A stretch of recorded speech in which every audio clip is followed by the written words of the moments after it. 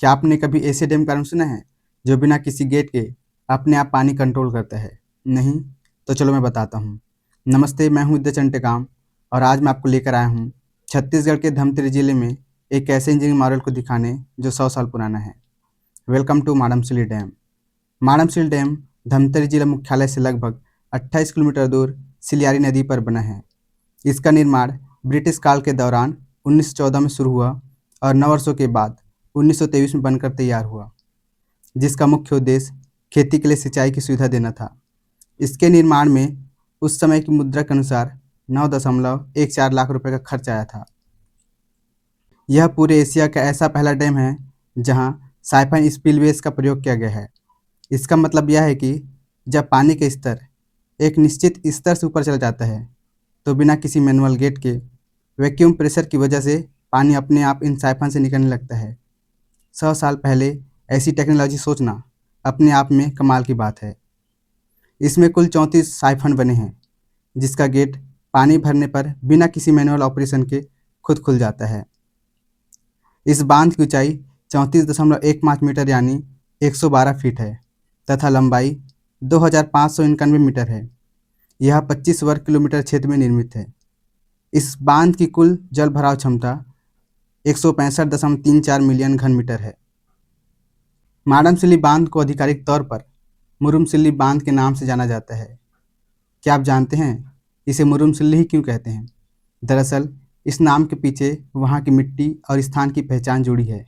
इस क्षेत्र में लाल रंग की पथरीली मिट्टी, जिसे मुरुम कहा जाता है, बहुतायत में यहाँ पाया जाता है, जिसका उपयोग बड़े पैमाने पर बांध के निर्माण में किया गया तथा सिल्ली उस गांव का नाम है जिसके पास यह बांध स्थित है।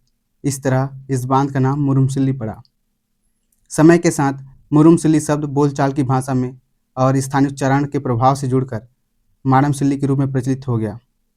आम जनता इसे माडमसिल्ली के नाम से जानती है, परंतु सरकारी दस्तावेजों में इसे अक्सर मुरुमसिल्ली लिखा जाता है। आपके लिए एक सवाल है जिसका जवाब आप कमेंट में देना। देखते हैं इसका जवाब कौन दे पाता है। इस बांध को एक प्रमुख व्यक्तित्व के नाम से भी जाना जाता है। मुझे बताओ कि उनका नाम क्या है। बांध के नीचे एक गार्डन भी बना है जहां बैठकर आप साइफन का नज़ारा देख सकते हैं। यहाँ छोटे छोटे झूले भी लगे हुए हैं जहां आप इंजॉय कर सकते हैं। यदि आपको घूमना पसंद है तो आप यहाँ एक बार ज़रूर आएँ।